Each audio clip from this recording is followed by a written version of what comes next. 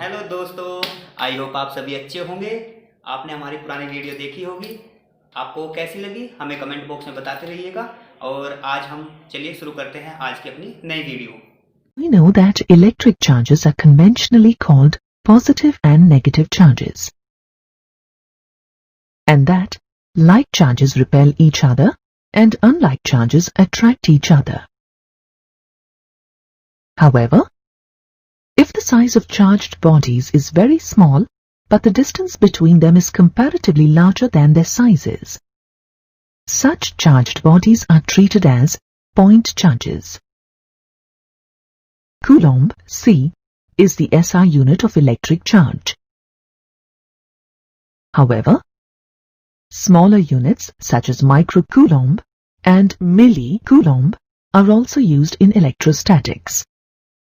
Electric charge is a scalar quantity, which has only magnitude but no direction. Hence, the total charge on the body is equal to the algebraic sum of the individual charges given to it. Let us illustrate this with an example. Consider a body carrying a charge, say Q1. We add another charge Q2 to this body. Now, the total charge on the body is the algebraic sum of both charges. That is, total charge Q is equal to Q1 plus Q2. Similarly, if a body carries n number of charges, Q1, Q2, and so on up to Qn, then the total charge on the body Q is equal to Q1 plus Q2 plus Q3 and so on till Qn. While adding the charges, proper signs should be used. A positive sign for a positive charge and a negative sign for a negative charge. We can determine whether a body is charged positively or negatively by finding the algebraic sum of all charges on the body. For example, if a body is given 6 charges, all in Coulomb, say +1, -2, +3, -4, -5, +6, the algebraic sum would be -1 Coulomb, which means it is a negatively charged body. Another property of electric charges is that the total charge in an isolated system is always conserved. When a glass rod is rubbed with a silk cloth, electrons are transferred from the glass rod to the silk cloth. Now, both the glass rod and silk cloth are charged. Here, there is only a transfer of charge taking place. Neither is a new charge created, nor is any charge destroyed. The number of electrons lost by the glass rod is equal to the number of electrons gained by the silk cloth.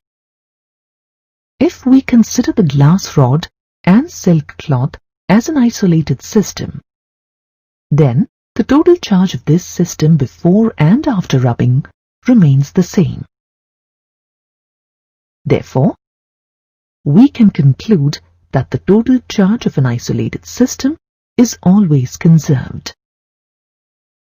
Similarly, charges are also conserved in natural processes such as the beta decay of a neutron. During the beta decay, a neutron breaks into a proton and an electron, releasing a neutrino. Here, the neutron and neutrino are chargeless particles, while the proton and electron are oppositely charged particles, whose combined net charge is 0. Hence, we observe that the total charge in this process is conserved. The charge on an object is measured as an integral multiple of the basic unit of charge that the proton or electron carries and is denoted by E. This property is called quantization of charge. The magnitude of the basic unit of charge E is approximately equal to 1.6 into 10 raised to power minus 19 coulomb. In an atom, when we refer to the charge on a proton, its value is positive and is referred to as plus E, whereas the value of E for a charge on an electron is negative and is referred to as minus E. Thus, the charge on an object Q is equal to the product of the number of electrons gained or lost by it, N, and the basic unit of charge, E. Now, let us calculate the number of electrons 1 coulomb of negative charge carries. Consider a body possessing a charge Q equal to minus 1 coulomb. Let the number of electrons it has gained to become negatively charged Bn. As the charge Q on a body is quantized, we have Q equal to Ne, where the basic unit of charge E has a magnitude of 1.6 into 10 power minus 19 coulomb, and Q equal to minus 1 coulomb. Substituting the values of Q and E and simplifying, we have N equal to minus 6.25 into 10 power 18. Here, N is a negative integer, indicating that the body has gained a negative charge. So, we see that 1 coulomb of negative charge contains 6.25 into 10 power 18 electrons, which is a very large number of electrons. In the practical examples we have seen for charging a body, we deal with bodies possessing a charge of about a few microcoulomb. The charge of microcoulomb, that is, 10 to the power of minus 6 coulomb, is very large compared to the basic unit of charge E. When such a microscopic level of charge is involved, the concept of quantization of charge can be ignored, since it has no practical significance, where we say the charge is always added or removed in integral multiples of the basic unit of the charge. Quantization of charge is significant only in the microscopic sense, when the charge possessed is due to a few hundred times the basic unit of charge E, or even less than that. Let us now learn about conductors and insulators. We know that atoms are the basic building blocks of all matter. In an atom, the protons and neutrons are the constituents of the nucleus, while the electrons revolve in orbits around the nucleus. For some materials, generally metals, the electrons in the outermost orbit are loosely bound to the nucleus, and these electrons are called free electrons. These electrons are relatively free to move around the material. Such materials with a large number of free electrons are called conductors, and as such, these materials readily allow the flow of electric current through them and cause very little resistance to the flow of electricity. Metals like copper, nickel, and the human body and earth, etc., are some conductors.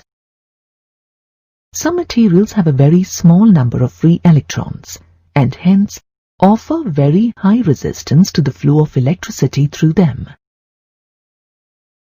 Such materials are called insulators.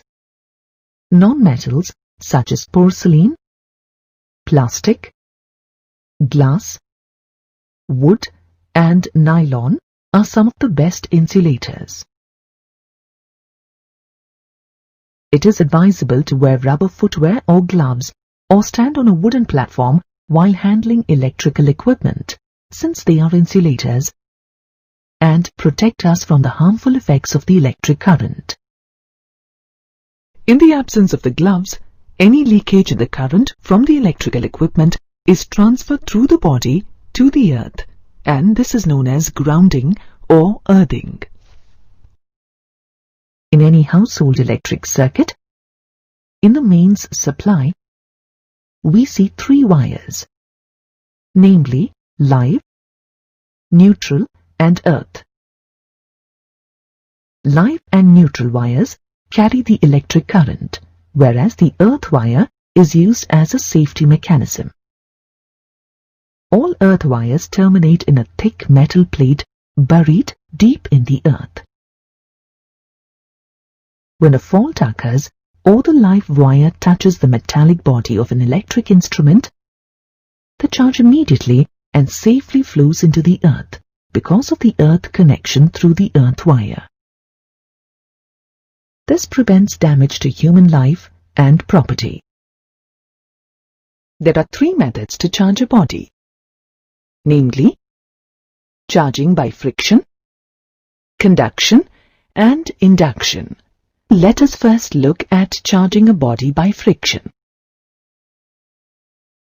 When 2 uncharged or neutral objects made of different materials, say a glass rod and a silk cloth, are rubbed against each other, both objects get electrified due to a transfer of charges. This process is called charging by friction. When rubbed, the glass rod loses a few electrons to the silk cloth. This deficit of electrons on the glass rod makes it positively charged, and the excess of electrons makes the silk cloth negatively charged. In this method, there is a transfer of electrons from one body to another. The material that gains electrons is negatively charged, and the one that loses electrons is positively charged. In this case, silk is negatively charged and glass rod is positively charged. Let us now look at how a body can be charged by conduction. If we momentarily touch the positively charged glass rod to an uncharged pith ball, the pith ball becomes positively charged too. This process of charging by bringing a charged body in contact with a neutral body is called charging by conduction. In this case, some electrons are transferred from the pith ball to the glass, and thus the glass becomes less positively charged by gaining the electrons. We observe that both bodies involved in this method of charging by conduction acquire the same type of charge once the process is complete. Let us illustrate this by a numerical example. Let us assume that initially glass has a deficit Ng of 200 electrons. Using the quantization of charge principle, that is, Q is equal to Ne, we see that the charge on the glass is Qg equal to plus 200 E. Now, when this glass rod was in momentary contact with the pith ball, let us assume that because of the electrostatic attraction, a few electrons, say Npg equal to 50, are transferred from the pith ball to the glass rod.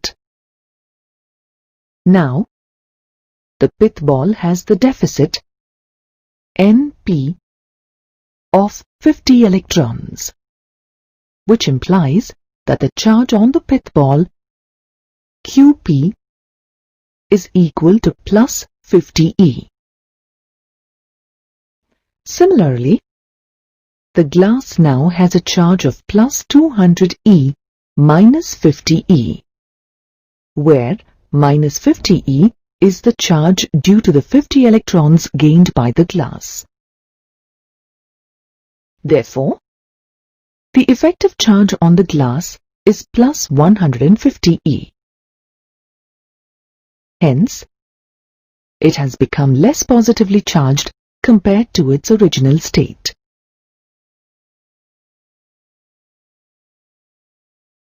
We can also charge a body without contact, as in the first two methods. The third method to charge a body is induction.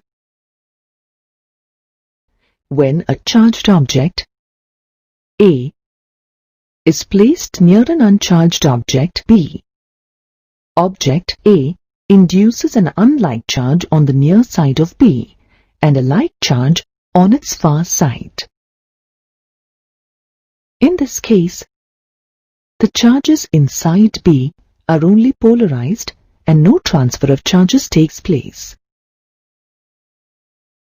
This process of polarization of the charge on an uncharged body, when a charged body is held close to it, is called induction of charge. For example, bringing a negatively charged rod near a neutral metal sphere will induce a positive charge on the near surface of the metal sphere and a negative charge on the far side. When the negatively charged rod is brought near the metal sphere, a few free electrons in the metal sphere move away to the far side of the metal sphere due to repulsion, leaving a positive charge on the near side. This charge is temporary. That is, if we move the glass rod away, the sphere returns to its original uncharged state. When the negatively charged rod is held close to the metal sphere, the charges in it are polarized due to induction. Now, if we earth the far side of the metal sphere using a conducting wire, the electrons on the far side of the metal sphere flow into the earth. However, the positive charges on the near side of the metal sphere are held at rest by the negatively charged rod. Now, if we take away the glass rod from the sphere, the positive charge on the metal sphere distributes uniformly across the sphere. In this way, we can retain the charge on the metal sphere. In the method of charging by induction, we observe that the induced charge is always equal to the inducing charge for a conductor. Now, we keep two metal spheres, A and B, supported on insulated stands, in contact with each other. When we bring a positively charged glass rod near sphere A, negative charges accumulate on its near side, and positive charges accumulate on the far side of sphere B, according to the principles of attraction and repulsion respectively. Now, separate the spheres by a very small distance, keeping the charged glass rod near them. There will be a force of attraction between A and B. Then, if we move away the glass rod, sphere A will retain the negative charge, and sphere B will retain the positive charge. We observe that the excess charge on the metal spheres distributes uniformly later.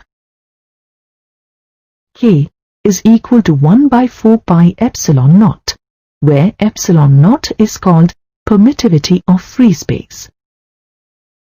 Thus, the electrostatic force F is equal to 1 by 4 pi epsilon naught Q1 Q2 by R square. In SI units, the value of the proportionality constant K is approximately equal to 9 into 10 power 9 Newton meter square per Coulomb square, and the value of epsilon naught is equal to 8.85 into 10 power minus 12 Coulomb square per Newton meter square. Hence, F is equal to 9 into 10 power 9 into Q1 Q2 by R square. Using Coulomb's law, a unit charge can be defined as one that experiences an electrostatic force of 9 into 10 power 9 Newton when placed at a distance of 1 meter from another unit charge in free space. Let us now study Coulomb's law in vector form. Let the charges Q1 and Q2 be at positions specified by the position vectors R1 and R2 with respect to the origin O.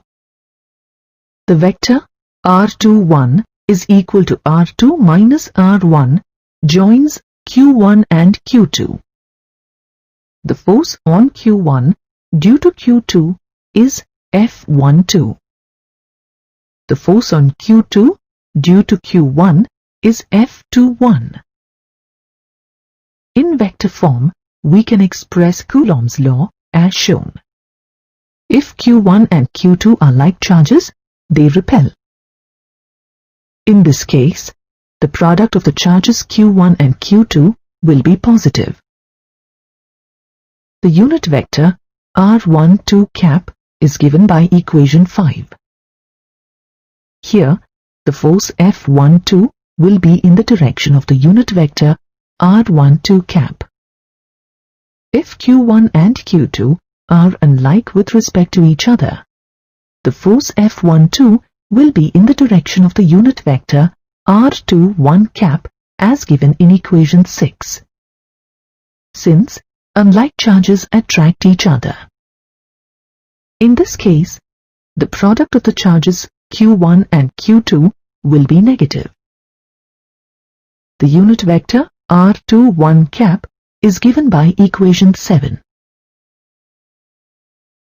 According to Newton's third law, Q2 experiences an equal and opposite electrostatic force to the one experienced by Q1.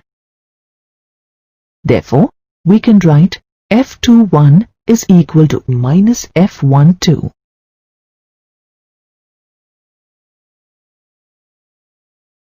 Let us now consider a system of charges Q1, Q2, Q3 and so on till Qn as shown in the figure with position vectors R1, R2, R3 till Rn with respect to the origin O.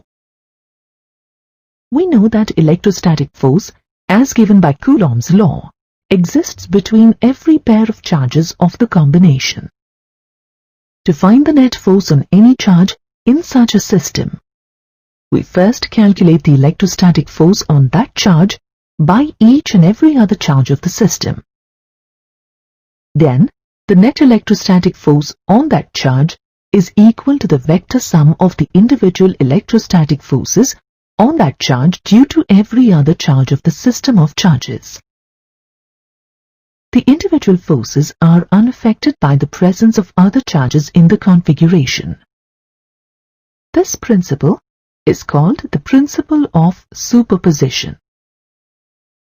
For example, if the charge Q1 is considered, then, according to principle of superposition, the net electrostatic force on the charge Q1 is F1 equal to F12 plus F13 plus so on till F1n.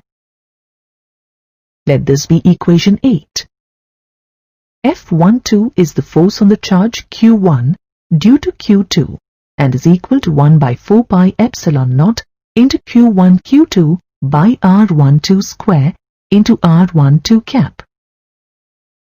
R12 is the distance between Q1 and Q2 and R12 cap is the unit vector in the direction of the force F12. F13 is the force on the charge Q1 due to Q3 and is equal to 1 by 4 pi epsilon naught into Q1 Q3 by R13 square into R13 cap. R13 is the distance between Q1 and Q3, and R13 cap is the unit vector in the direction of the force F13. Proceeding in this manner, we obtain F1n is the force on the charge Q1 due to Qn and is equal to 1 by 4 pi epsilon naught Q1 Qn by R1n square into R1n cap. R1n is the distance between Q1 and Qn, and R1n cap is the unit vector in the direction of the force F1n. Now, using F12, F13, F1n in the principle of superposition, we have F1 as in equation 9. Thus, net electrostatic force on Q1 is F1 is equal to 1 by 4 pi epsilon naught into Q1 into sigma I equal to 2 to nqi by R1I square into R1I cap. Let this be equation 10.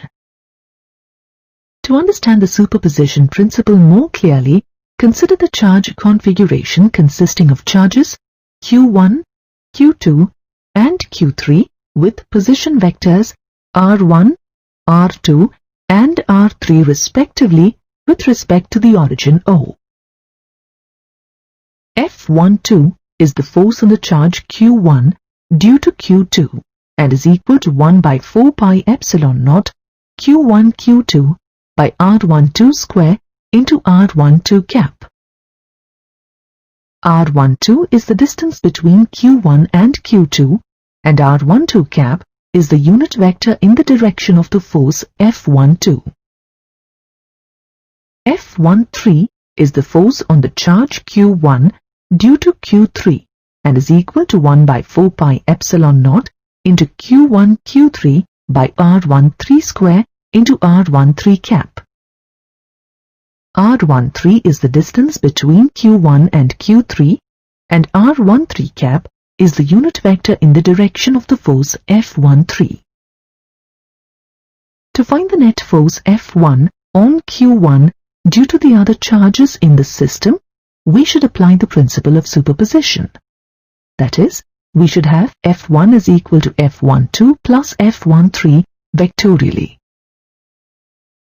This we can do by using parallelogram law of vectors as shown. Then the direction of F1 will be along the direction of the diagonal of that parallelogram. The magnitude of F1 will be equal to root over F12 square plus F13 square plus 2F12 F13 cos theta, where theta is the angle between F12 and F13. By knowing the values of the parameters involved, the net force F1 on Q1 can be calculated.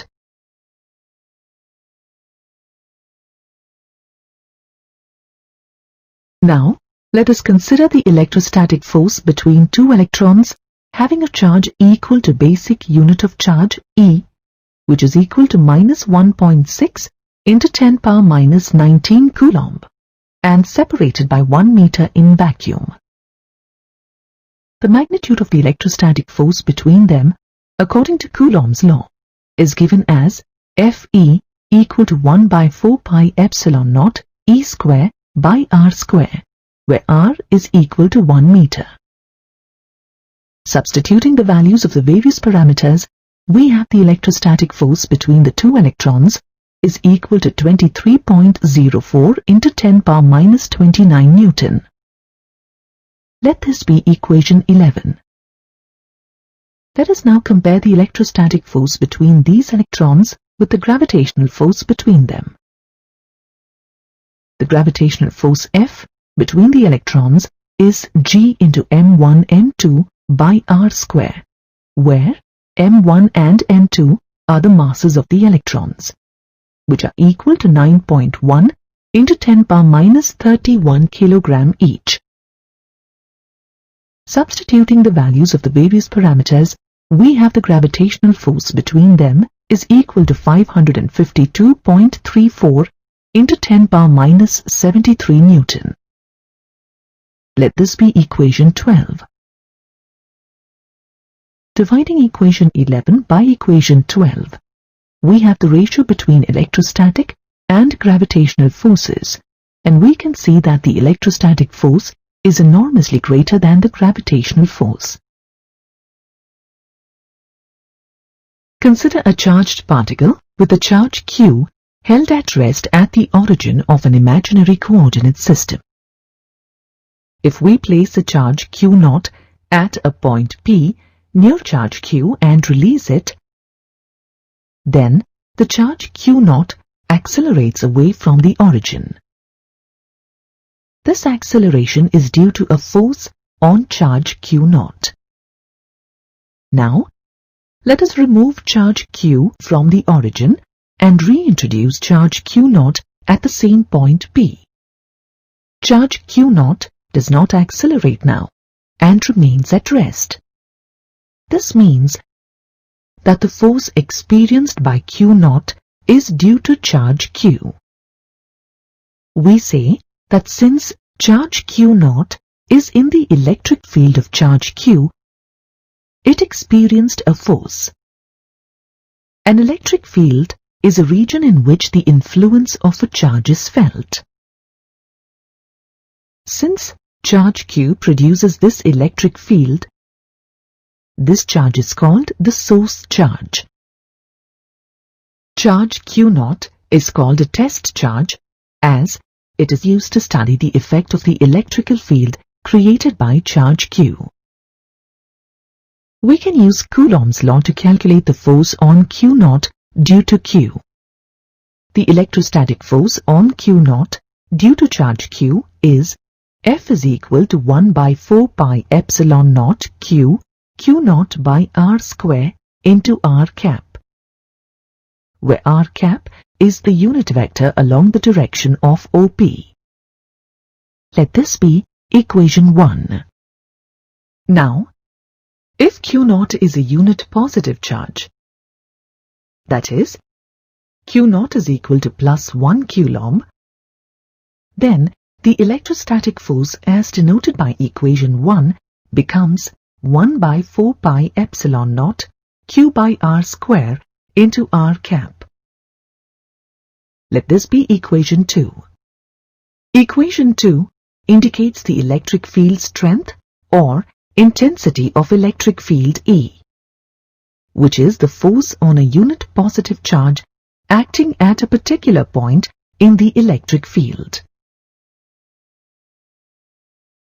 Therefore, the electric field strength due to charge q at point P is E equal to 1 by 4 pi epsilon naught q by r square into r cap. Let this be equation 3. Electric field strength E is a vector quantity pointing in the direction of the force on a unit positive charge at a point in the electric field. In SI, it is measured in Newton per Coulomb or volt per meter. From equations 1 and 3, the force on the charge q0 can now be expressed as F is equal to q0 E. Let this be equation 4. Hence, we can write the electric field strength at P as E is equal to F by q0. Let this be equation 5. The above equation is valid as long as the test charge q0 is very small and its own electric field is negligible. Hence, at point P, we write the electric field strength E as F by q0 limit q0 tending to 0. For a given distance r from the source charge q, the value of 1 by 4 pi epsilon naught is always constant, and hence E, as given by equation 3, will also be constant. Hence, the electric field strength E at any distance r from the source charge q is independent of the test charge q naught. It varies with r cap and is inversely proportional to r square. The electric field at any point in the electric field is finite and is 0 only when distance r is equal to infinity. In the electric field of a positively charged particle, the electric field strength vector E at any point in the field always points away from the charged particle in a radially outward direction. The point charge q naught will be accelerated in the direction of the electric field as it experiences an acceleration A due to the force due to the electric field, and the acceleration is expressed as A is equal to q naught E by m, where m is the mass of the particle. In the field of a negatively charged particle, the electric field strength vector at any point in the field always points towards the charged particle in a radially inward direction. Here, the point charge q naught in this electric field will be accelerated in the direction opposite to the electric field. The magnitude of acceleration of q naught is the same regardless of whether the electric field is due to source charge plus q or minus q. For a charge q, at all points on an imaginary sphere of radius r around it, the electric field strength will be equal in magnitude and will be equal to 1 by 4 pi epsilon naught q by r square. There is a spherical symmetry with respect to the magnitude of the electric field strength E in the electric field of charge q.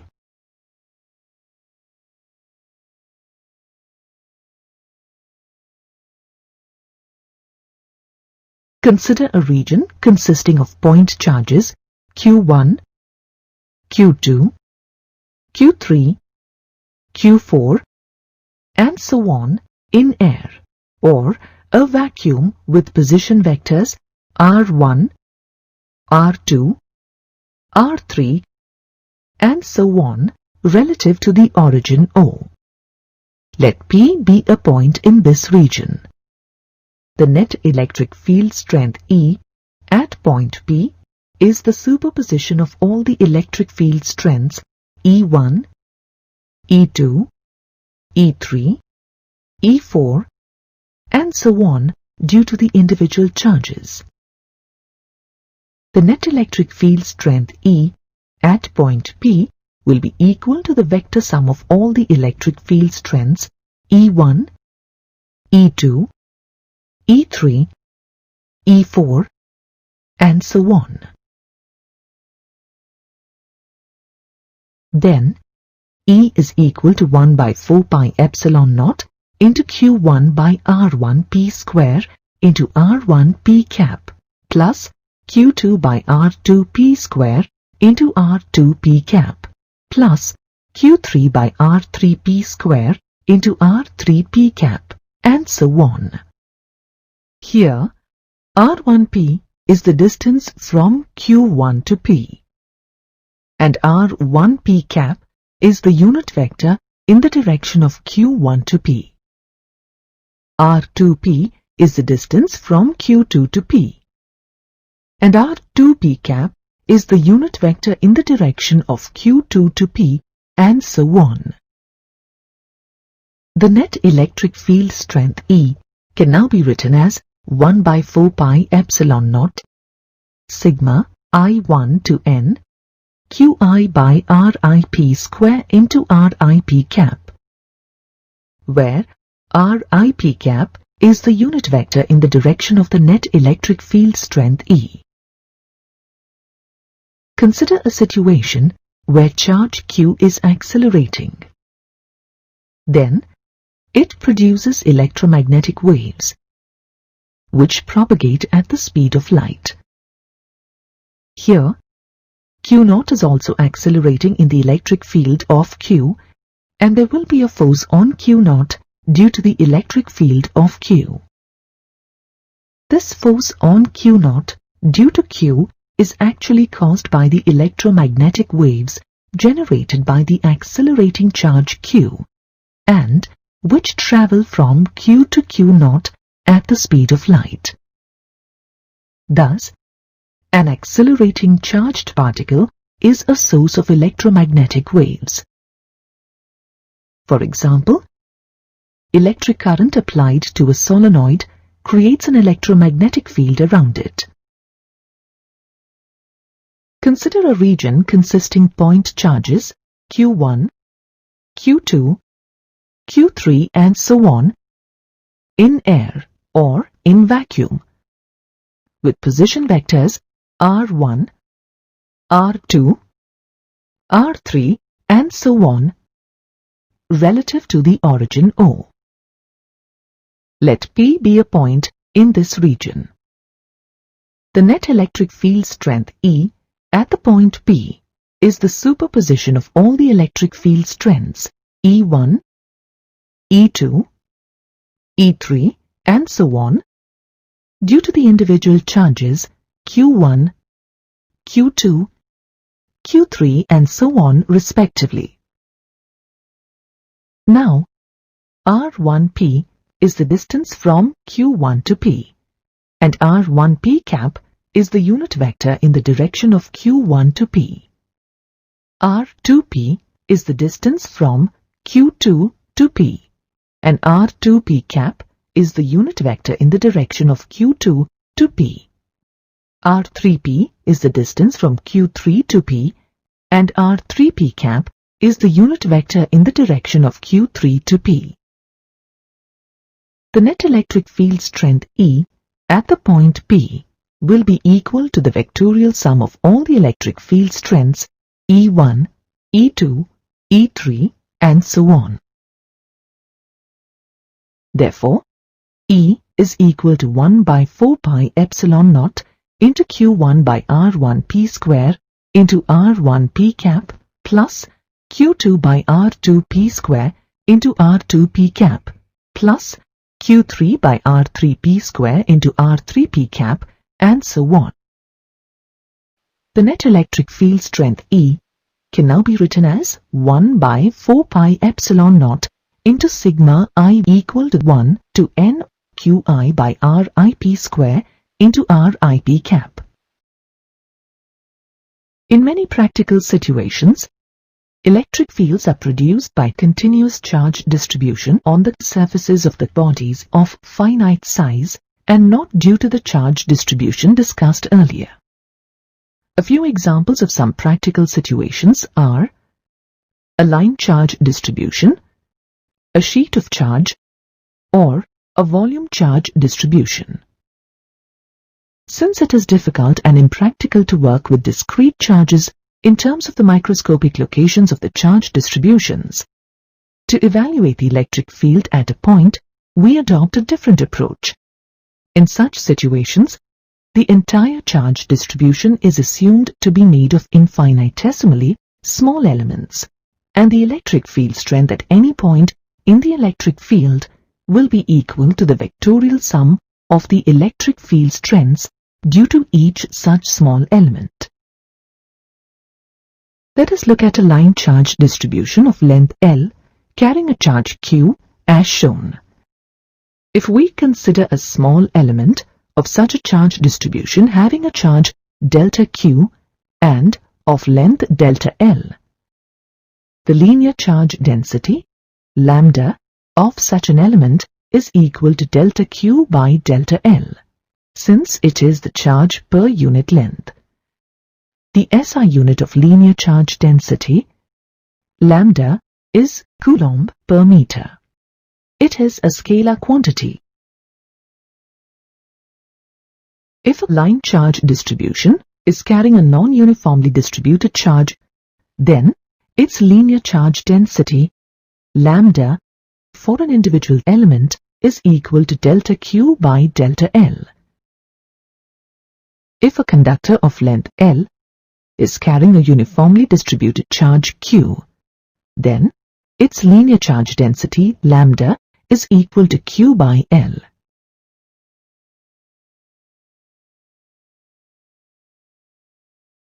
Now let us consider a sheet of charge carrying a total charge Q on a surface area A. In such situations, the electric field strength at an imaginary point P can be calculated by assuming the charge distribution to be divided into infinitesimally small areas, each having an area delta A and charge distribution delta Q. Surface charge density, sigma, is the charge per unit surface area.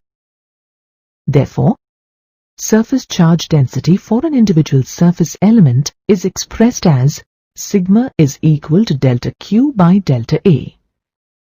It is a scalar quantity measured in coulomb per meter square in SI unit.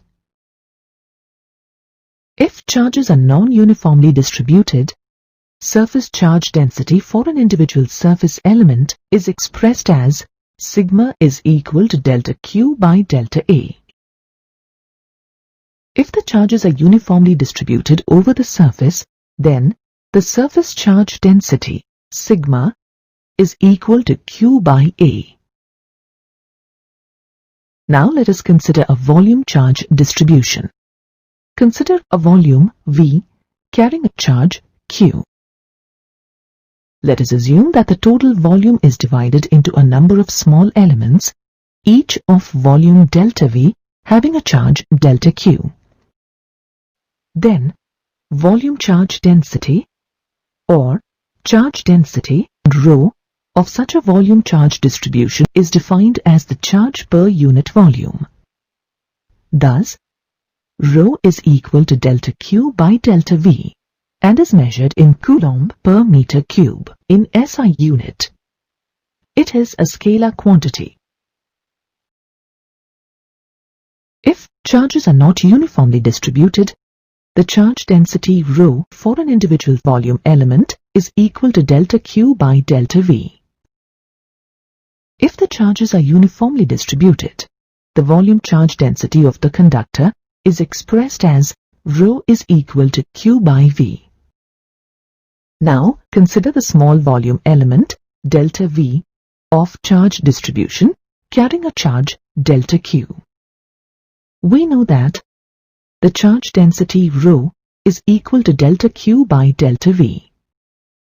Thus, charge on the volume element is then delta Q equal to rho delta V. The position vector of the volume element delta V with respect to the origin O is R.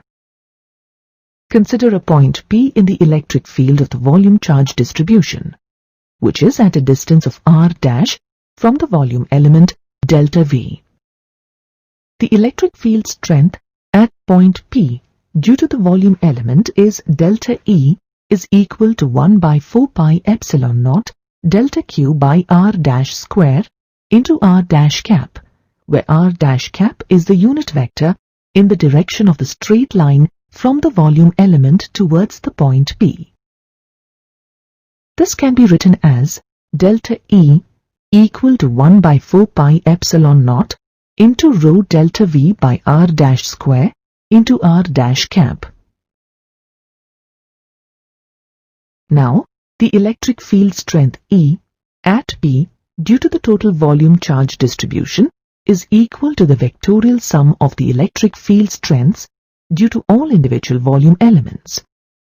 However, this is impractical as there would be many infinitesimal volume elements at varying distances from the point P.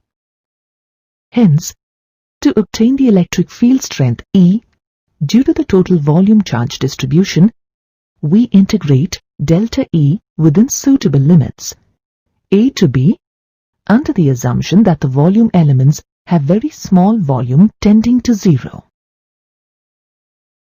consider a point charge plus Q and its electric field. Let us introduce a unit positive charge at a point P1 in the electric field of Q. As both the source charge and the test charge are positive, this unit positive charge, placed at point P1, follows the path P1A in the electric field due to the repulsive force on it exerted by the electric field of the source charge. Thus, path P1A represents an electric line of force or an electric field line. An electric field line represents the path followed by a unit positive charge in an electric field.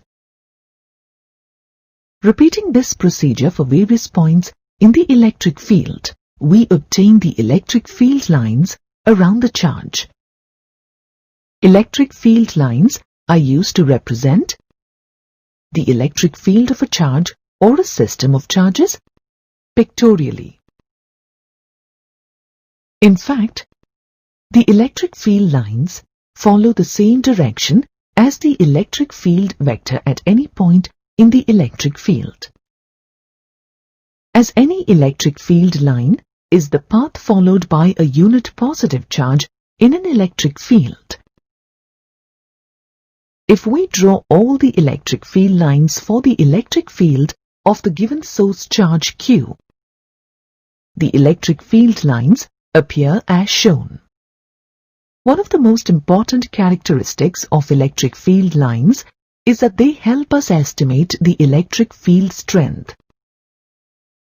The relative density or closeness of the field lines at different points gives an indication of the relative strength of the electric field at those points. The field strength is stronger at places having more crowded field lines than at places where they are less crowded. To illustrate this, let us now consider two regions, A and B, of same area placed normal to the field lines in the electric field. The field lines in region A are relatively closer than those in region B. The number of field lines passing normal to an area is proportional to the magnitude of the electric field strength at these points. This indicates that the strength of the electric field at A is greater than the field at B. As the electric field strength is stronger in region A and weaker in region B, the electric field shown is a non-uniform electric field as the field strength varies from region to region.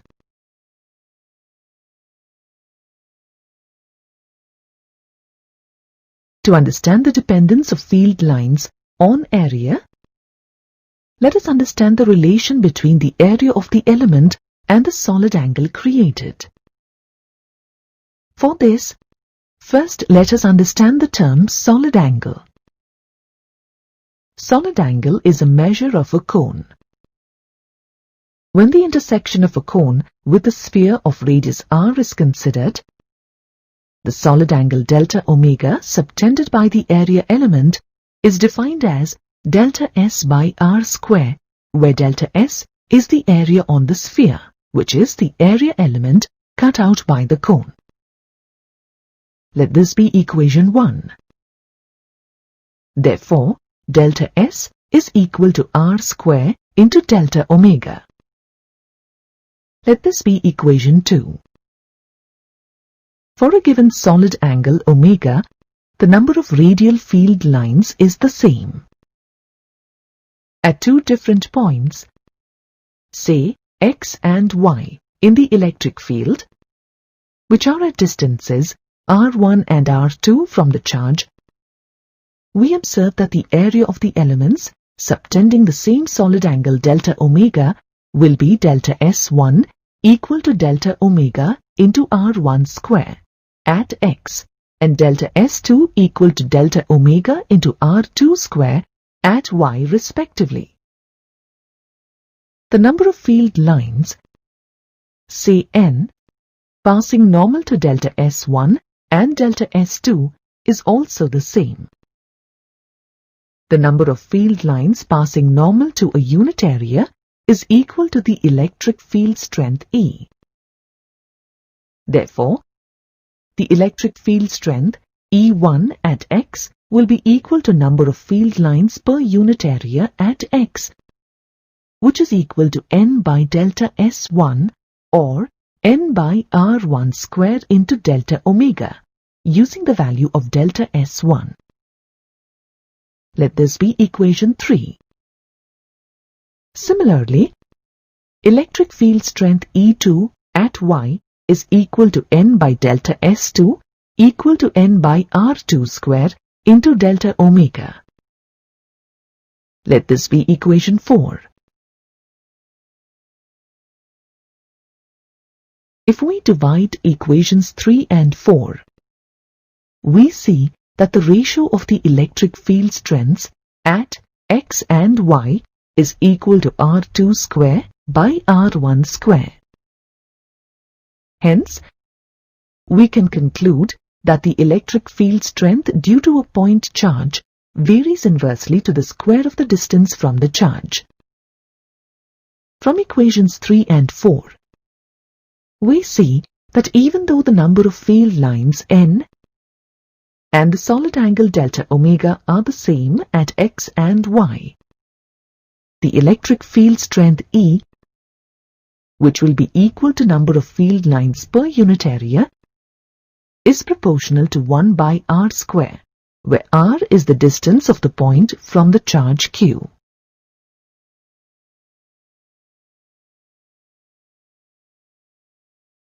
Earlier, you have learnt that the electric field strength vector of a positive charge, say plus Q, always points in a radially outward direction, and the electric field strength vector for a negative charge, say minus Q, points in a radially inward direction. Thus, we see that the electric field lines for a positive charge diverge normally from the charge, and those for a negative charge converge normally towards the charge. Let us now visualize the electric field lines for a system of two positive charges, say plus Q each. From the field lines, we can see a very clear picture of the repulsion existing between the system of charges shown. The electric field lines also help us in visualizing the electric field of a dipole consisting of charges plus Q and minus Q. We observe that the electric field lines for an electric dipole are continuous lines extending from the positive charge to the negative charge. From the field lines, we see very clearly the force of attraction existing between the system of charges in the dipole. Thus, we see that the field lines convey a very clear picture of the nature of the electrostatic forces existing in any system of charges. From these examples of various charge configurations, we observe the following properties of electric field lines. The tangent drawn to an electric field line at a point in the electric field gives the direction of the electric field strength E at that point. The direction of the tangent at a point indicates the direction of the force on a unit positive charge at that point, and hence it gives the direction of the electric field strength at that point. For the electric field created by a system of positive and negative charges, the field lines begin at the positive charge and end at the negative charge, since the field lines diverge normally from a positive charge and converge normally at the negative charge.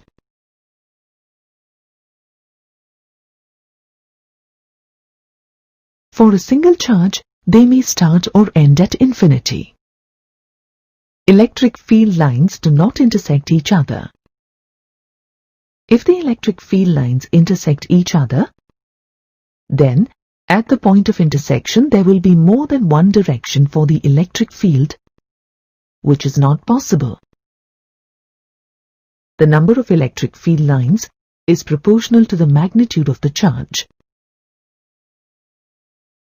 The number of electric field lines is proportional to the magnitude of the charge.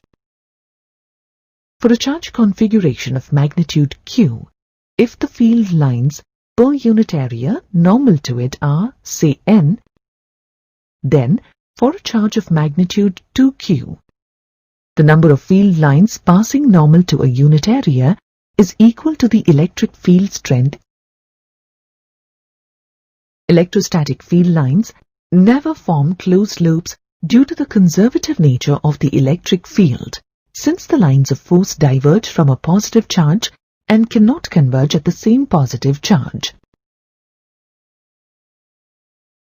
For a uniform electric field, the electric field lines are parallel, equidistant and unidirectional. For a non-uniform electric field, the electric field lines are not parallel. In a charge-free region, the electric field lines are continuous curves without any breaks. Electric flux, phi, is analogous to Q of water. Like Q, phi is also a scalar quantity. However, unlike in Q, where there is flow of water, nothing flows in electric flux. There are only imaginary electric lines of force that cut across the area. Uniform electric field E is analogous to the velocity of water v. Mathematically, we can write the equation as phi is equal to the dot product of E and A. We can now extend this equation to curved surfaces with electric field of different magnitudes and directions at different parts of a given surface.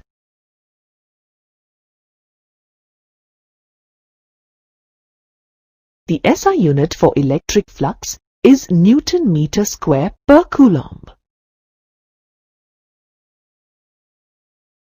This brings you to the end of this introductory module on electric flux. You will learn more about applications of electric flux in coming modules. Consider a uniform electric field of strength E along the x-axis. Consider a rectangular surface of area A placed in the uniform electric field such that its axis makes an angle theta with the direction of the field. In other words, the area vector A, which is conventionally taken along the outward normal to the surface, makes an angle theta with the direction of the electric field. The electric flux passing normal to this area is then given as phi is equal to E dot A or phi is equal to EA cos theta. Now, consider a closed surface S placed in the uniform electric field of strength E. Consider three elements X, Y, and Z on the closed surface, having areas delta A1, delta A2, and delta A3 respectively. The electric flux through the element X is phi1 equal to E dot dA1, and since the angle between the direction of the electric field strength E and dA1 is acute, the flux phi1 through this surface is positive. For all such elements, the flux passes from the outside to inside. That is, they have an inwardly normal flux. Since theta is equal to 90 degrees for element Y, the electric flux for Y is equal to 0. For all such elements, the flux through the surface is 0. Similarly, since theta is obtuse for element Z, the flux through the element is negative. For all such elements, the flux through the surface passes from the inside to outside. That is, they have an outwardly normal flux. From these observations, we can say that the inwardly normal flux is negative and the outwardly normal flux is positive. Let us now consider a point charge plus q placed at the center of a sphere of radius r. Let us now look at Gauss' law, which defines the relation between the net electric flux through a closed surface and the charge enclosed by that closed surface. This law is of fundamental importance in the calculation of electric field strengths. The closed surface is referred to as the Gaussian surface. The electric field lines of the point charge plus q are outwardly normal to the charge and hence are outwardly normal to the sphere at all points on its surface. The magnitude of the electric field E at a distance r from the point charge is equal to 1 by 4 pi epsilon naught q by r square. Let this be equation 1. So we see that for all points on the sphere of radius r, the magnitude of the electric field strength is the same, and it is directed away from the charge plus q in an outwardly normal direction at each point. Therefore, we see that at each surface point, the electric field strength E is parallel to the area vector dA, which represents the area of an infinitesimally small element on the surface. Since E is parallel to vector dA, the electric flux d phi passing through this local element is equal to E dot dA is equal to E dA cos 0, and as cos 0 is equal to 1, d phi is equal to E dA. Let this be equation 2. To find the total electric flux phi through the Gaussian surface, we now integrate d phi. Therefore, phi is equal to integral d phi, and this is equal to integral E dA. The total electric flux can also be referred to as the net electric flux. Since E is constant in magnitude for all points on the Gaussian surface, we have integral E dA is equal to E into integral dA. We know that integral dA is equal to A, which is the area of the Gaussian surface considered. Now, phi is equal to EA.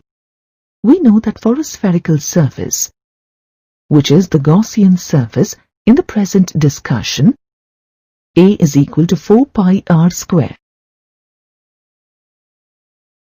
Therefore, we have phi is equal to E into 4 pi r square. Let this be equation 3. Substituting equation 1 in equation 3 and simplifying, we get the net flux phi is equal to q by epsilon naught. Let this be equation 4. We see that the net flux phi is proportional to the charge q enclosed by the Gaussian surface, or we can say that the net flux is proportional to the charge inside the Gaussian surface.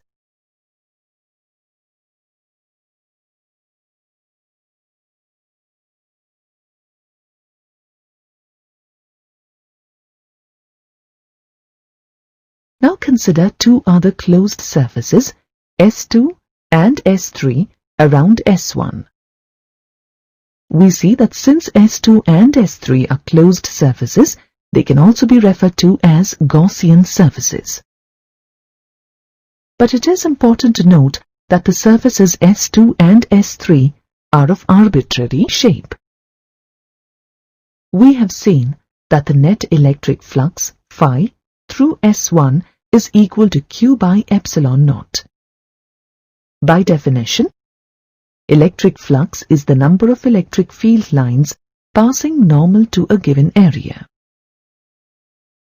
Here, we observe that the number of electric field lines that pass through S1 also pass through S2 and S3, normal to their surfaces. Hence, the net flux through S2 and S3 is equal to net flux through S1. That is, phi is equal to Q by epsilon naught. Here, we observe that the net electric flux phi through any closed surface is independent of the shape of the closed surface. Hence, we conclude that a Gaussian surface can be of any arbitrary shape. Thus, Gauss' law states that the electric flux through any closed surface is proportional to the enclosed electric charge.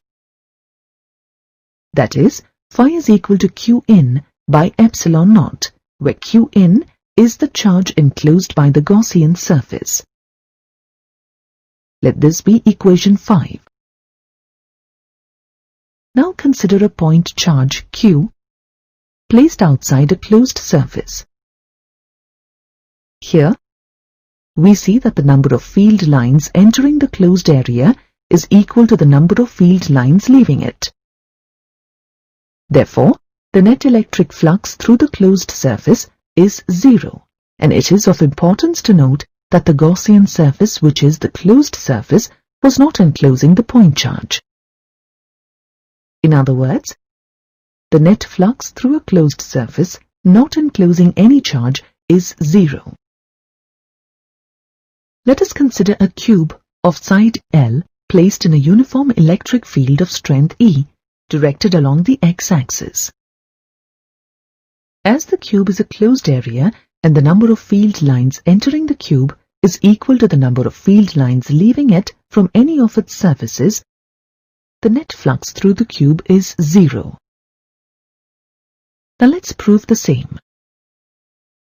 For any surface of the cube of area A, which is normal to the electric field of strength E, the electric flux phi passing through it is equal to EA. Now we see that the electric flux phi1 through face 1 is equal to minus EA, since it has inward flux. And through face 2 it is phi2, which is equal to plus EA, since the flux is outwardly normal to it. The flux through the faces 3, 4, 5 and 6, that is phi3, phi4, phi5 and phi6, respectively is equal to 0, since the area vector A is perpendicular to the direction of the electric field with respect to these faces. Therefore, the net electric flux through the cube is minus EA plus EA, which is again equal to 0.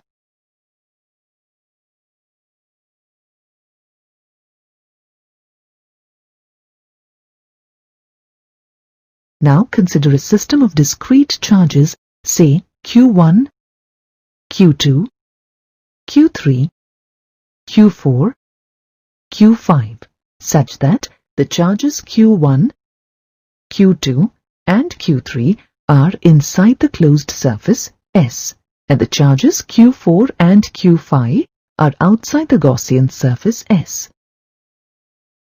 The resultant electric field strength E at any point will be equal to E1 plus E2 plus E3 plus E4 plus E5. The net flux of the resultant electric field strength E through the Gaussian surface is phi is equal to integral E dot dA, which is equal to integral E1 dot dA plus integral E2 dot dA plus integral E3 dot dA plus integral E4 dot dA plus integral E5 dot dA. Since charges Q4 and Q5 are outside the Gaussian surface, net flux due to these two charges is 0. Hence, the net flux on the surface is due to the three charges inside the Gaussian surface. That is, phi is equal to integral E1 dot dA plus integral E2 dot dA plus integral E3 dot dA. Therefore, phi is now equal to Q1 by epsilon naught plus Q2 by epsilon naught plus Q3 by epsilon naught. Or we can say that net flux through the Gaussian surface is equal to Q1 plus Q2 plus Q3 by epsilon naught. Let the total charge enclosed within the Gaussian surface be Qn, the subscript in referring to inside of the closed surface. Here, Qn is equal to Q1 plus Q2 plus Q3. Now the above equation for net flux can be written as phi is equal to integral E dot dA is equal to Qn by epsilon naught. Let this be equation 6. It is important to note that the electric field strength appearing in equation 6 is the net electric field strength E due to all charges present within the Gaussian surface and also outside the Gaussian surface. But the charge Qn appearing in the above equation is the charge within the Gaussian surface. In principle, Gauss law is used to calculate the electric field strength E due to a system of discrete charges or even a continuous charge distribution. From the above observations, we can look at some important points regarding Gauss law. Gauss law is applicable to any closed surface of any arbitrary shape. In the mathematical form of the Gauss law, we see that Qn is the sum of all the charges enclosed within the Gaussian surface, irrespective of their positions within the surface. The electric field strength appearing in the relation integral E dot dA is the net electric field strength E due to all charges present within the Gaussian surface and also outside the Gaussian surface. However, the charge Qn appearing in the above relation is the charge within the Gaussian surface. While choosing a Gaussian surface for a system of discrete charges, the Gaussian surface chosen should not pass through the system of the charges since the electric field is not well defined at the location of the charges, as it grows boundlessly as we move closer to the charge. However, in case of a continuous charge distribution, the Gaussian surface can be taken passing through the charge distribution. Symmetry is crucial to the application of Gauss law, since it makes the calculation of the electric field easier. Gauss law can be chosen to evaluate the electric field due to charge distributions that have spherical, cylindrical, or planar symmetry. Since Gauss law is based on the inverse square dependence on the distance contained in the Coulomb's law, any violation of the Gauss law indicates a departure from the Coulomb's law. In order to calculate the electric field due to a discrete charge distribution, we can apply the relation of the superposition principle. According to this principle, the net electric field strength E at any point in the field of the charge distribution is equal to the vectorial sum of the electric fields due to the individual charges at that point. This method of finding the net electric field at a point becomes impractical in the case of continuous charge distributions, such as a linear charge distribution, a planar charge distribution, or a volume charge distribution. In this module, we discuss about a linear charge distribution. Let us now consider an infinitely long straight wire carrying a uniformly distributed positive charge. Its linear charge density, lambda, is the charge per unit length of the wire. That is, Lambda is equal to Q by L, where Q is the total charge on the conductor distributed over length L of the wire. The wire considered has an axis of symmetry. Consider a point O on the wire. Consider a radial vector from O to a point P whose magnitude is r. This radial vector is normal to the length of the wire. If we rotate the radial vector about the point O, we get a circle. Several points on the circumference of the circle obtained are equidistant from O. Hence, the electric field due to the charge on the element of the wire at O is equal in magnitude at all the points on the circumference. The direction of the field at any point on the circle is always radially outward.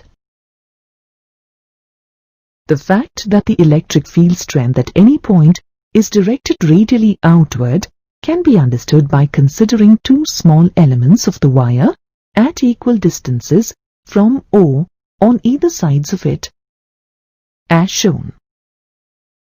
Let the element at the point above O be A, and the element at the point below O be B. Then, the field at P due to the element at A, EA, acts along AP. Similarly, the electric field at P due to the element at B, EB, acts along BP. As the two elements A and B are equidistant from O, they are also equidistant from P. Thus, the magnitudes of the electric field strengths due to A and B at P are equal. To get the net electric field strength at P due to A and B, we resolve these electric fields into horizontal and vertical components. EA is resolved along AC and AO, which are along the horizontal and vertical directions. Similarly, the components of EB are along BD and BO, which are also along the horizontal and vertical directions. As the magnitude of EA and EB are equal and elements A and B are symmetric about O, the magnitudes of the horizontal components of the electric fields are also equal. Similarly, the magnitudes of the vertical components of the electric fields are also equal. We observe that the directions of the vertical components of EA and EB are opposite. Hence, they cancel each other. The horizontal components are parallel to the radial vector along OP. Thus, the net electric field at P due to the elements at A and B is equal to the sum of their horizontal components and acts radially outward. This is true for any such pair of elements considered on either side of the element at O. Thus, the field at any point under consideration, like P, is radially outwards. As the length of the wire is infinite, the electric field strength does not depend on the position of the point under consideration, P, along the length of the wire. Thus, the electric field due to the wire of infinite length is radial everywhere and in the plane normal to the length of the wire. It depends only on the magnitude of the radial vector r.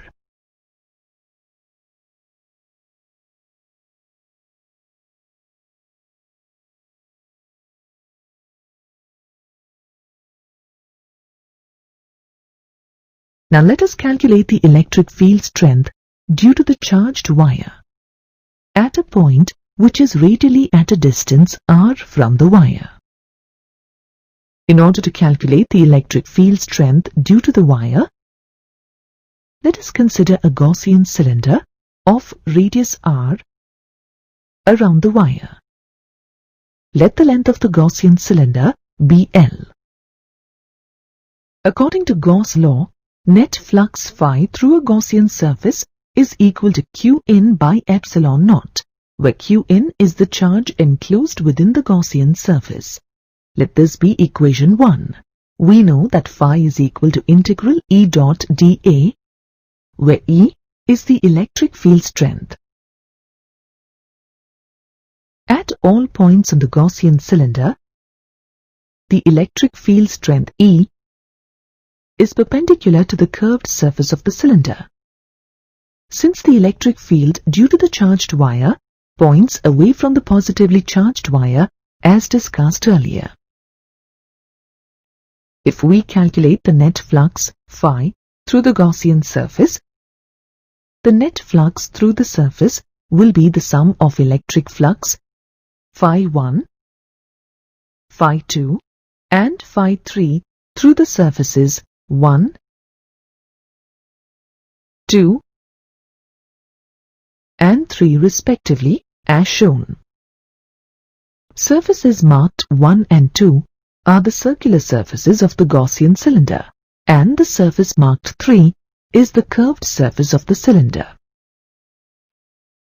Let us now calculate the electric flux through surface 1, which is the flat surface of the cylinder.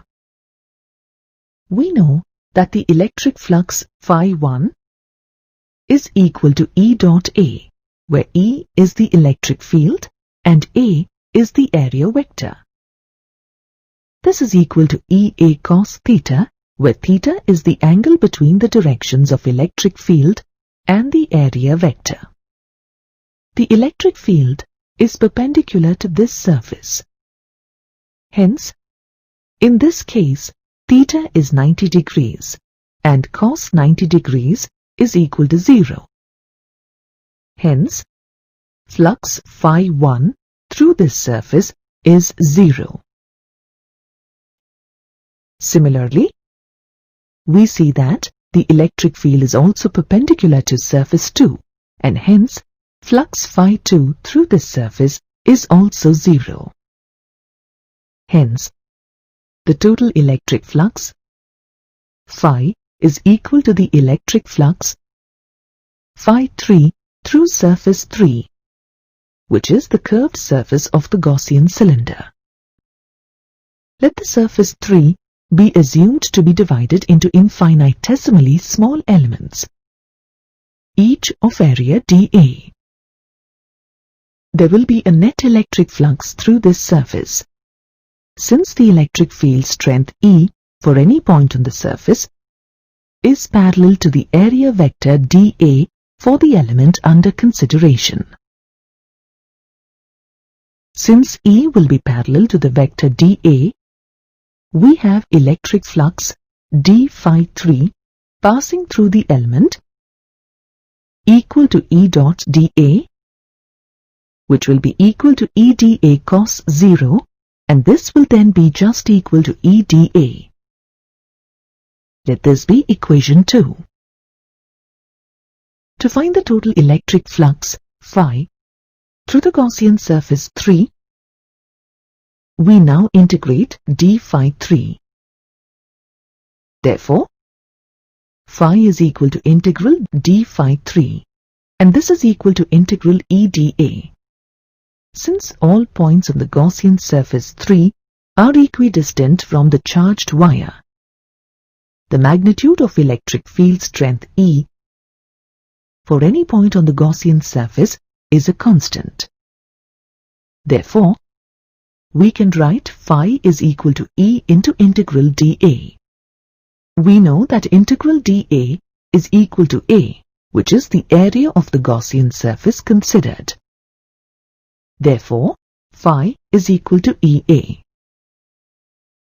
The area A is equal to 2 pi RL, which is the curved surface area of the cylinder of length L and radius R.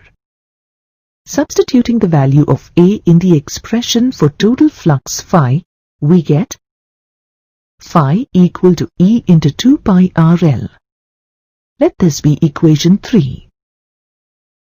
From equations 1 and 3, we see that E 2 pi RL will be equal to Q by epsilon naught. Let this be equation 4. Here, Q is equal to the product of the linear charge density, lambda, and the length of the Gaussian cylinder, L. Substituting the value of Q in equation 4 and simplifying, we get E equal to lambda by 2 pi R epsilon naught. Let this be equation 5. Vectorially, E is expressed as lambda by 2 pi epsilon naught into n cap, where n cap is the radial unit vector in the plane normal to the wire. Vector n cap will point away from the wire if lambda is positive, and it will point towards the wire if lambda is negative. From expression 5, we see that the electric field strength E, due to an infinite long straight wire, is independent of the L value. Therefore, the field strength is constant in both magnitude and in direction, thus representing a uniform electric field. Let us consider a thin spherical shell S of radius r. Let the thin spherical shell be uniformly charged with a positive charge Q. The surface charge density, sigma, is the charge per unit area of the surface, and hence sigma is equal to Q by A, where Q is the charge on the spherical shell and A is the area of the sphere. This can be rearranged as Q is equal to sigma A, or Q is equal to sigma into 4 pi r square, since the surface area A of the spherical shell is 4 pi r square. Let this be equation 1.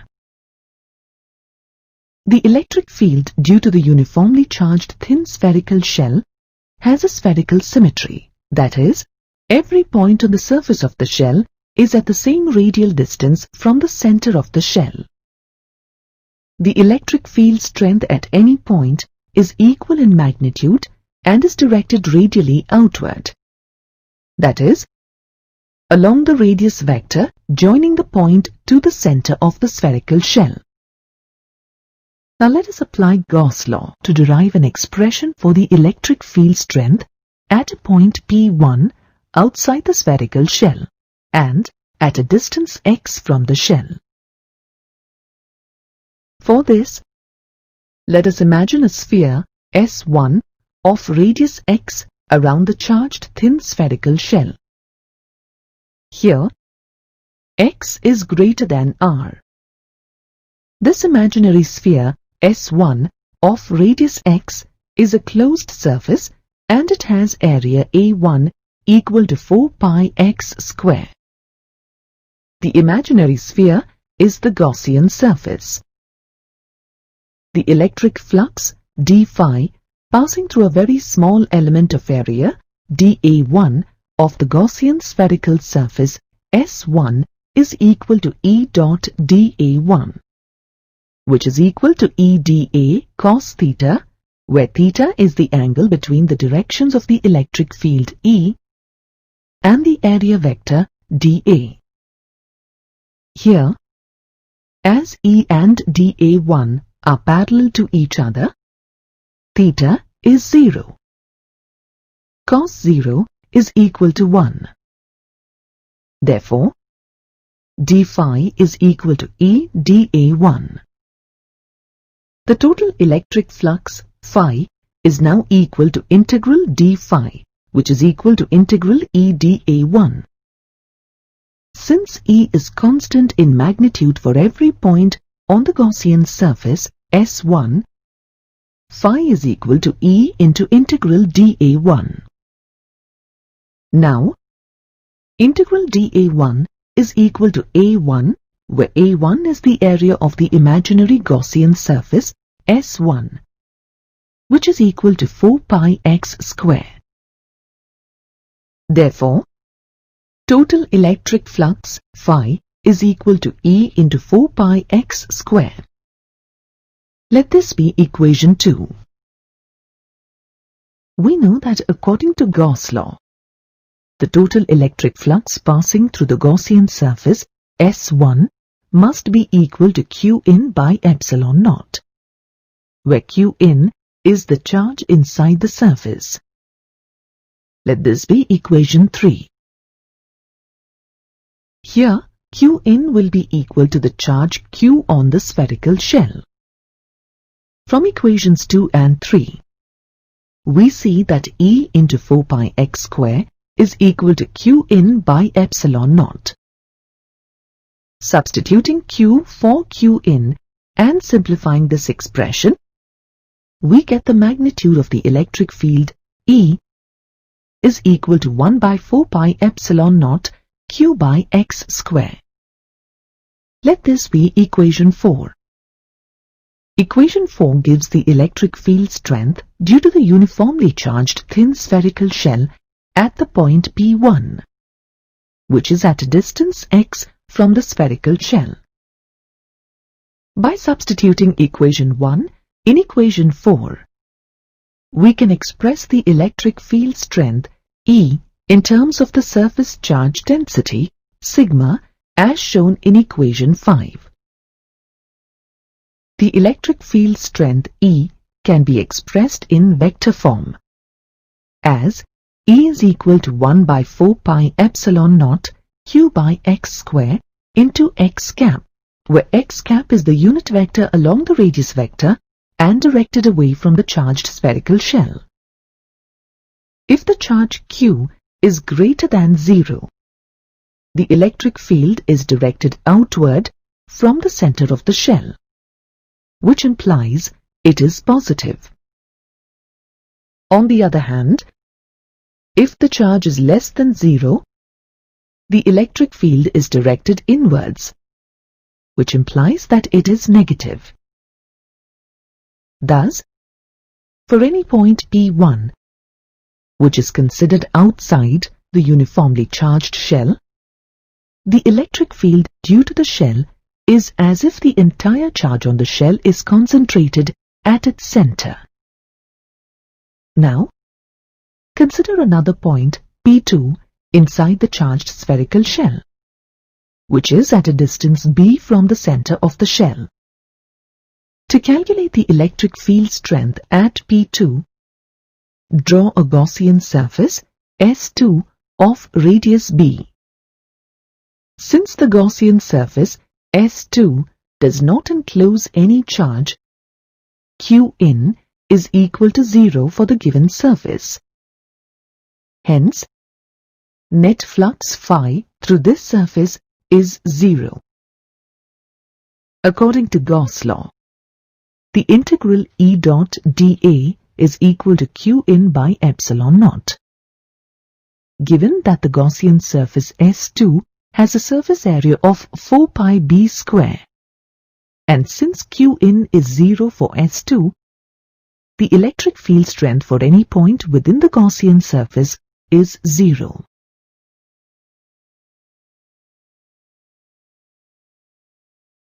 Thus, for all distances d from the center of the spherical shell, which are greater than its radius r, the magnitude of the electric field strength E due to the uniformly charged thin spherical shell is given by E, which is equal to 1 by 4 pi epsilon naught Q by d square. For all distances d from the center of the spherical shell, which are less than its radius r, the magnitude of the electric field strength E due to the uniformly charged thin spherical shell is 0. An electric dipole comprises of a positive charge and a negative charge separated by a finite distance. Consider a dipole with the positive charge plus Q placed at A and a negative charge minus Q placed at B at a distance of 2A. This distance between the charges is referred as the length of the dipole. For an electric dipole, the midpoint O of the line joining the dipole is called the center of the dipole, and the straight line passing through the charges and also through the center is called the axis of the dipole. Assume that the dipole is placed such that the center O of the dipole coincides with the origin and the axis of the dipole coincides with the x-axis of the Cartesian coordinate system. The charge minus q is placed along the positive x-axis, and the charge plus q is placed along the negative x-axis. The product of the length of the dipole and the magnitude of the charge is called as the electric dipole moment P. Here, P is equal to 2aq. It is a vector quantity directed from minus q to plus q. Let us now obtain the electric field strength E at a point P on the axis of the electric dipole, which is at a distance x from the midpoint O of the dipole. The magnitude of electric field strength E due to a charge q at a distance r from it is given by E is equal to 1 by 4 pi epsilon naught into q by r square. Following the expression, the magnitude of the electric field strength E1 due to the charge plus q is equal to 1 by 4 pi epsilon naught q by x plus a square. Let this be equation 1. The direction of this electric field is in the direction opposite to that of the dipole moment. Similarly, the magnitude of the electric field strength E2 due to the charge minus q is equal to 1 by 4 pi epsilon naught q by x minus a square. Let this be equation 2. The direction of this electric field is in the direction of the dipole moment. The point P is nearer to the charge minus q than the charge plus q.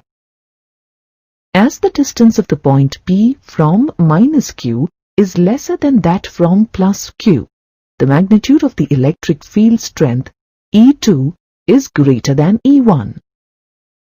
Hence, the magnitude of the resultant electric field strength E at the point P is equal to E2 minus E1.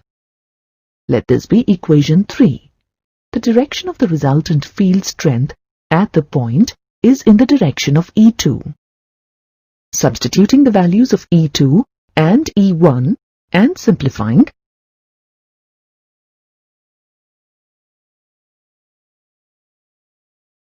we get the expression for the electric field strength E is equal to 1 by 4 pi epsilon naught or aqx by x square minus a square whole square.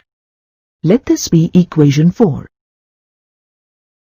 Simplifying equation 4, we get E is equal to 1 by 4 pi epsilon naught 2x into 2aq by x square minus a square whole square. In this equation, 2aq is the magnitude of the dipole moment P. Therefore, E is equal to 1 by 4 pi epsilon naught 2px by x square minus a square whole square. Let this be equation 5. When the point P is at a very large distance from the center O, then x is very large compared to A. Then, writing the expression 5 as in equation 6, and neglecting the term a square by x square for x which is very large as compared to A in equation 6, and on further simplification, we get E is equal to 1 by 4 pi epsilon naught 2px by x power 4. Let this be equation 7. This can be further simplified as E is equal to 1 by 4 pi epsilon naught 2p by x cube. Let this be equation 8. In vector notation, equation 8 can be expressed as E is equal to 1 by 4 pi epsilon naught 2p by x cube into p cap, where p cap is the unit vector along the dipole axis in the direction of minus q to plus q. Let this be equation 9.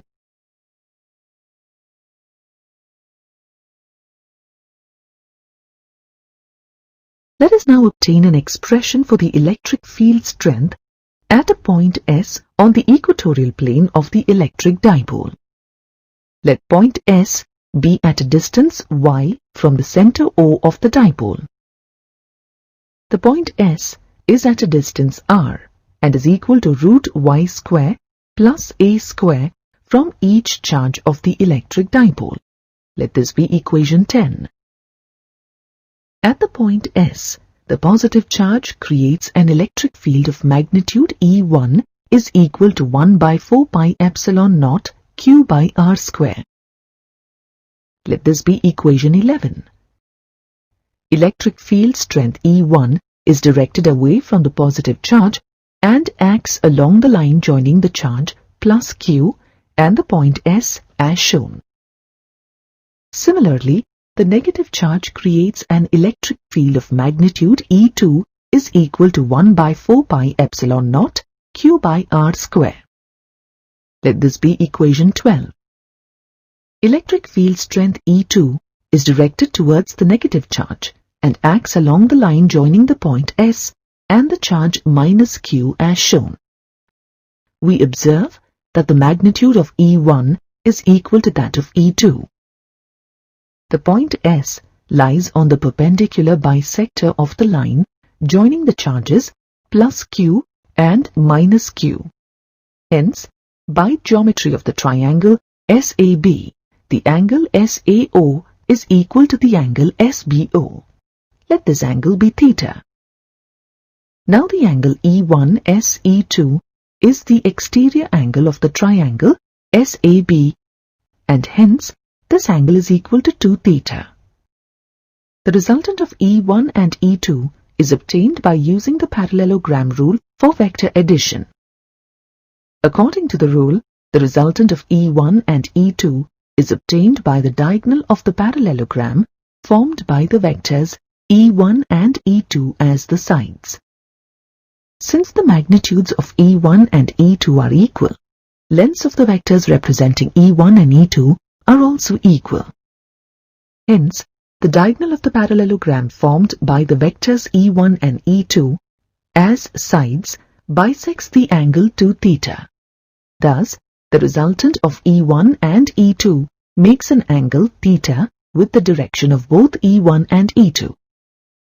By geometry of the figure, the resultant of E1 and E2 is parallel to the x-axis and is directed along AB. Let us consider the components of E1 and E2 along the x and y axes to find the magnitude of the resultant electric field at the point S. The components of the electric field E1 along the x and y axes are E1x and E1y respectively as shown. And the components of the electric field E2 along the x and y axes are E2x and E2y respectively as shown. Since the electric field strengths E1 and E2 are equal in magnitude, the components E1x and E2x will be equal. Similarly, E1y and E2y are also equal. We also observe that the components E1y and E2y are oppositely directed and hence they cancel each other. Therefore, at the point S, the resultant electric field strength E is equal to E1x plus E2x. Let this be equation 13. As the angle between E1 and x-axis is theta, the component E1x is equal to E1 cos theta.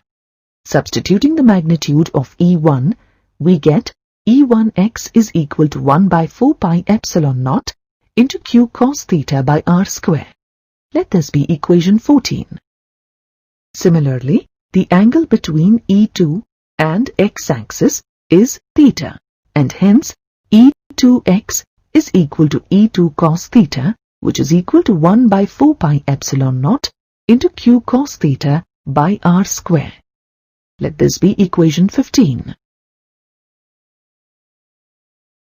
Substituting equations 14 and 15 in equation 13 and simplifying, we get the magnitude of the electric field at the point S E is equal to 1 by 4 pi epsilon naught into 2q cos theta by y square plus a square. Let this be equation 16. From trigonometry of either of the triangles SAO or SBO, we get cos theta is equal to A by R. Substituting the value of R, we get cos theta equal to A by square root of y square plus a square. Let this be equation 17. Substituting equation 17 in equation 16 and simplifying, we get the equation for the magnitude of the resultant electric field strength E at point S. Since the dipole moment P is equal to 2aq, we get E is equal to 1 by 4 pi epsilon naught into P by y square plus a square whole power 3 by 2. Let this be equation 18.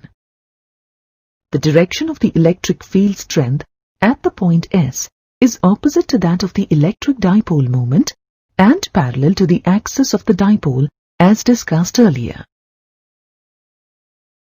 When the point S is at very large distance from the center O, then y is very large as compared to A. Then, writing the expression 18 as in equation 19 and neglecting the term a square by y square for y which is very large as compared to A in equation 19, and on further simplification, we get E is equal to 1 by 4 pi epsilon naught P by y cube. Let this be equation 20. In vector notation, electric field strength E can be expressed as shown in equation 21. The minus sign is used since the electric field strength E is opposite to the direction of the unit vector P cap. For a given dipole, the magnitude of the dipole moment P is constant. From the expression of the dipole moment, we get charge Q is equal to P by 2A.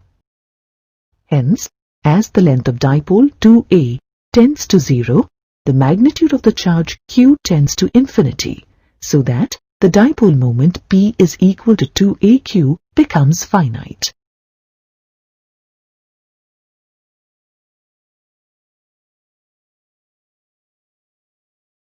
Let us now look at the physical significance of a dipole.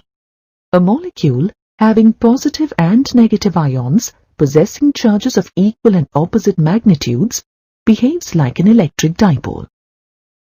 In certain molecules, known as non-polar molecules, the centers of all positive and negative charges coincide. Hence, in such molecules, there is no dipole moment set up. However, when a non-polar molecule is placed in an external uniform electric field, the electron orbits get distorted due to the force exerted by the external electric field. This results in the separation of the centers of positive and negative charges. The negative charges move in the opposite direction of the electric field, whereas the positive charges move in the direction of the electric field. This motion of the charges now sets up an induced dipole moment for the molecules, and the molecules are said to be polarized. When the external electric field is removed, the polarization disappears. Hence, the induced dipole moment also vanishes. Carbon dioxide, CO2, and methane, CH4, are examples of such non-polar molecules. There are other types of molecules called polar molecules, where the centers of the positive and the negative charges do not coincide. They possess some dipole moment even when they are not in the presence of an external electric field. Such molecules are called polar molecules. These are permanent dipoles. When such polar molecules are placed in an external uniform electric field, they orient themselves in the direction of the field. Water molecule H2O is one such polar molecule. Consider a permanent electric dipole having a positive charge plus Q at A and a negative charge minus Q at B separated by a distance 2A. A permanent dipole is one which has a dipole moment irrespective of the presence of an external electric field. The electric dipole moment P of the dipole is equal to 2aq, directed from minus q to plus q along the axis of the dipole. Let the electric dipole be placed in a uniform external electric field of strength E, with its axis AB making an angle theta with the direction of the external electric field. Now, the charge plus q of the dipole experiences a force F is equal to QE in the direction of the external electric field, and the charge minus q of the dipole experiences a force F is equal to QE in the opposite direction of the external electric field.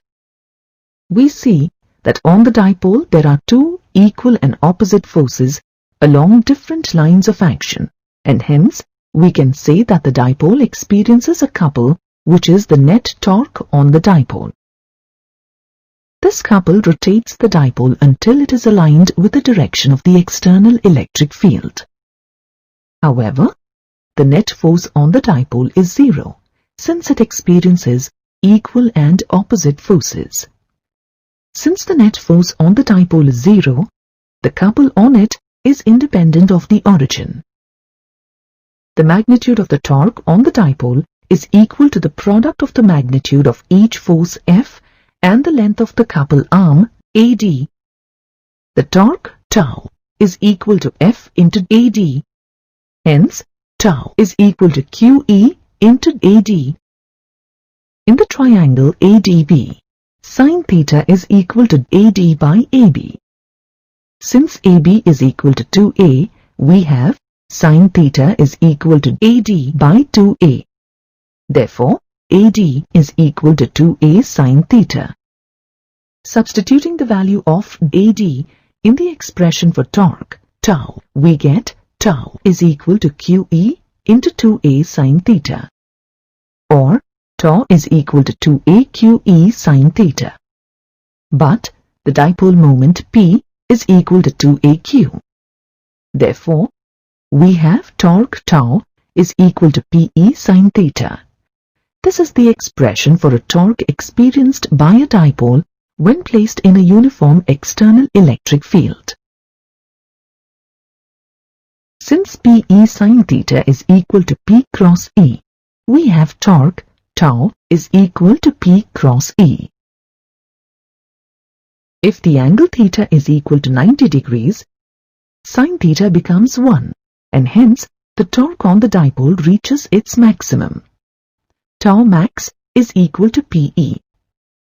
Hence, we see clearly that the torque on the dipole is maximum when the dipole is held perpendicular to the direction of the external electric field.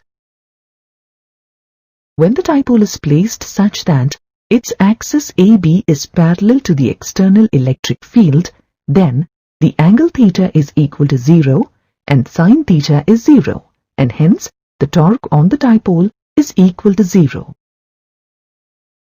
When the dipole is placed such that its axis AB is antiparallel to the external electric field, then the angle theta is equal to 180 degrees and sin theta is 0, and hence in this position also the torque on the dipole is equal to 0. From this discussion, we see that the expression tau is equal to PE sin theta will be valid only when the dipole is in a uniform external electric field.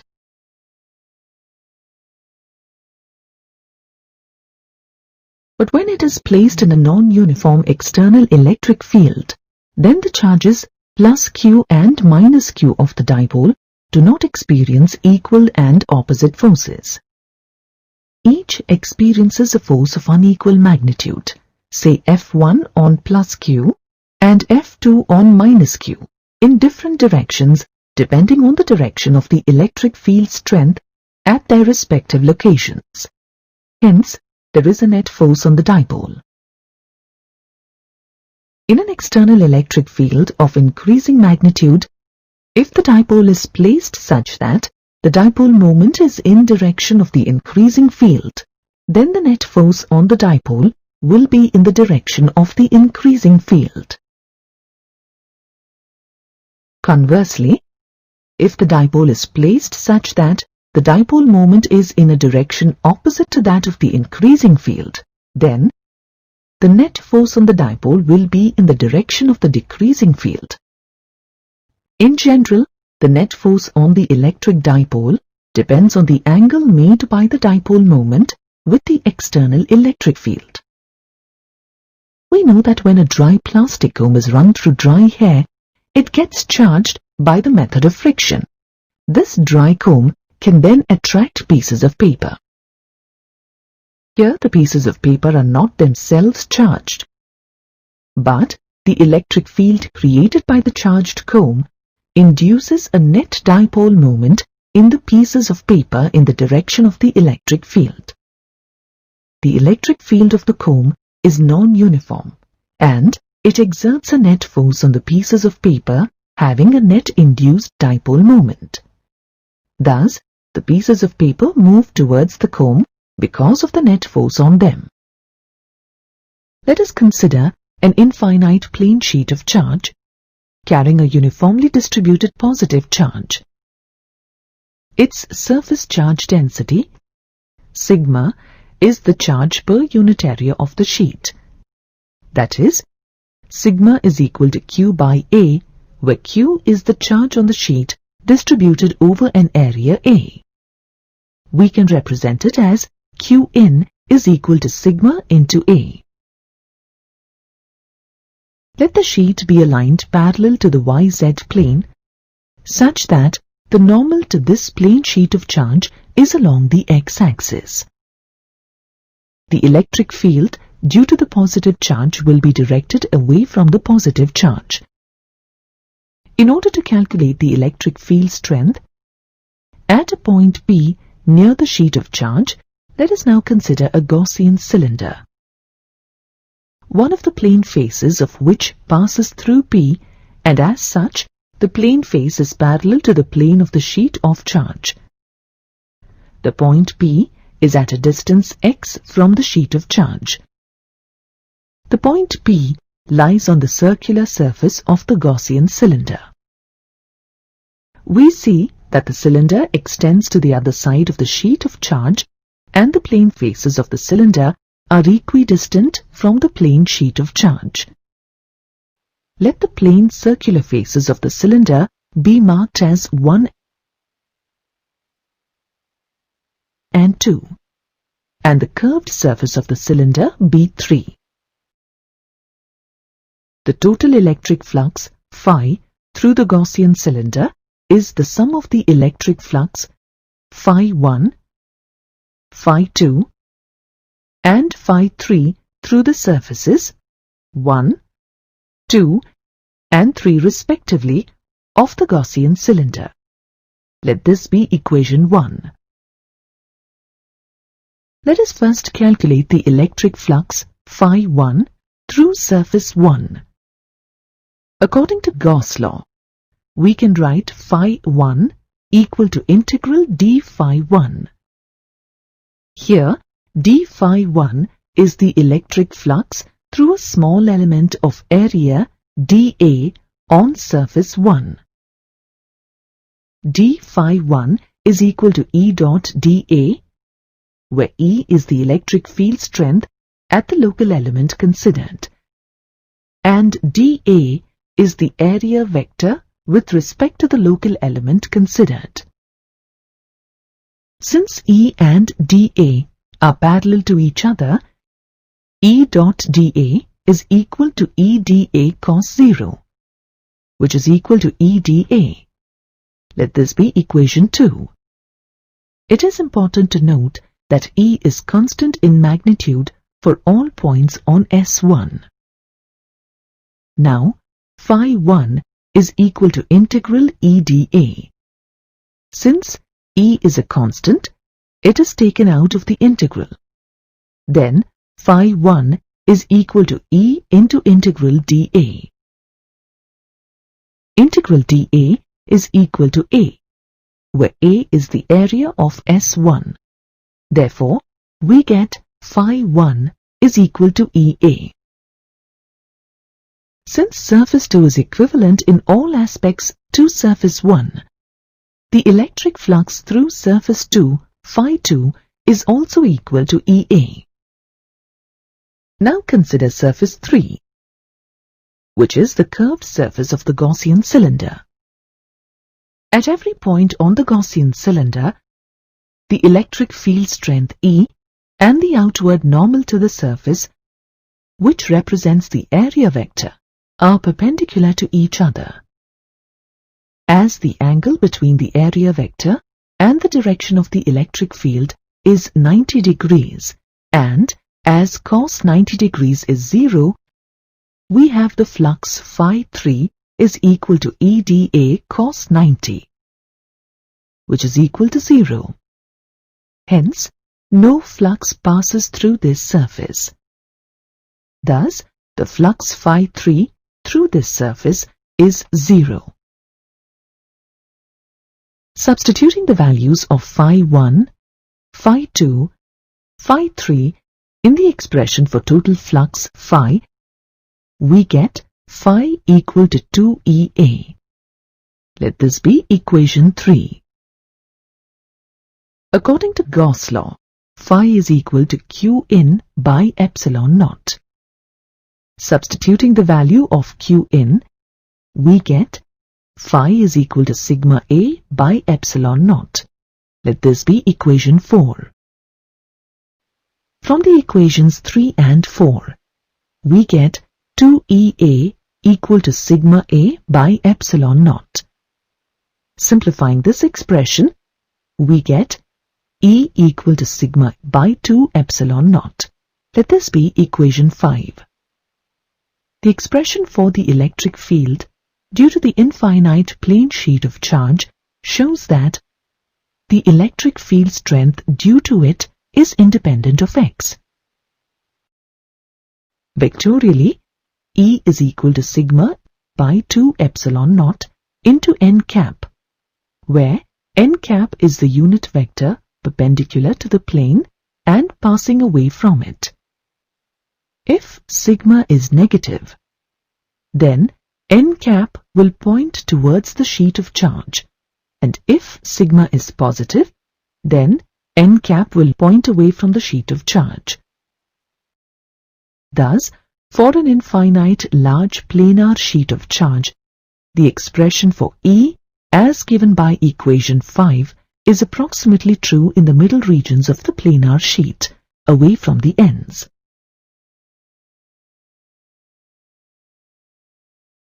दोस्तों, यदि आज की video आपको अच्छी लगी हो तो like कीजिए, चैनल को सब्सक्राइब कीजिए और अपने दोस्तों के पास इस वीडियो को शेयर कीजिए। अगर आपका कोई कमेंट हो तो कमेंट बॉक्स में नीचे ज़रूर लिखिए। Thank you.